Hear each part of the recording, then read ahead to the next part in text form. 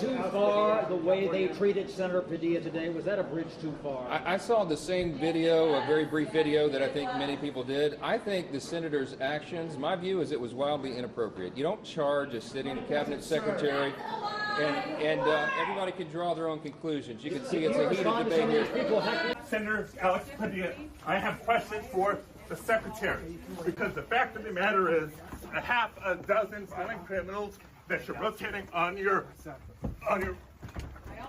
heads off. How many of our ICE agents have been doxxed for doing their duty, how they have been targeted. I'm not going to respond to that. Let me just, hold on, wait just a second. I think the American people can draw their own conclusions. They saw a senator acting like wildly inappropriate. I'll leave it at that. So. But what about the way he was treated by the neighbors? What I saw was agents asking him to quieten down so that the secretary could continue her press conference. He refused to do so. What were they supposed to do? They have to restrain someone who is engaging in that kind of behavior. They moved him out of the room. To the ground, handcuffed him. A sitting member of Congress should not act like that. It is beneath a member of Congress. It is beneath a U.S. senator. They're supposed to lead by example, and that is not a good example. We have to turn the temperature down in this country and not escalate it. The Democrat Party is on the wrong side. They are defending lawbreakers, and now they are acting like lawbreakers themselves.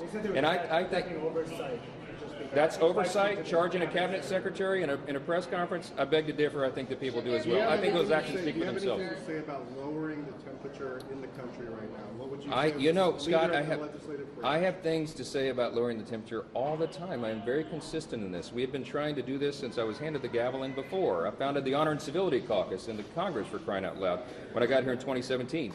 I think that we should act according to our offices. We have a duty and a responsibility to set a tone, an example in our actions, and I encourage every member of this body to do it, in the House and Senate. We have to turn the temperature down.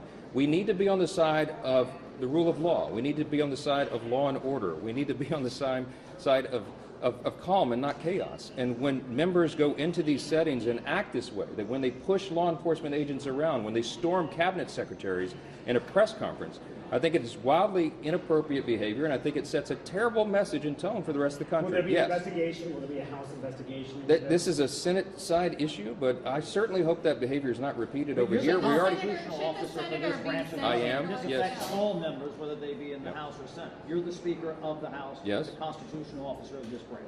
Yeah, and what of it? I mean, the idea that you said this is a Senate issue. This isn't. I mean, these are members of Congress. I mean, yeah, but the Senate does its disciplinary actions over there, and we do ours over here. We have a certain set of measures, as you all know, and it ranges from censure to removal from committees to ultimately expulsion from the body. And you support that for the senator?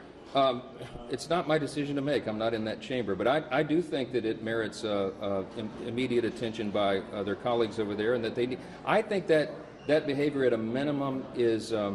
It rises to the level of a censure. I think there needs to be a message sent by the body as a whole that is not what we are going to do. That's not how we're going to act. We're not going to have branches fighting physically and having senators charging cabinet secretaries. We got to do better, and I hope that we will.